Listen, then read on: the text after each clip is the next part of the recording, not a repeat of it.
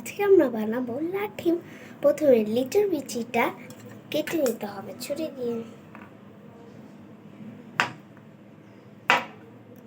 এই যে, তারপরে একটি লাঠি দিয়ে এই জায়গাটা এখানে এরকম এরকম করে ঘুরতে হবে। কিছুক্ষণ পর অলরেডি এটা ঢুকে যাবে।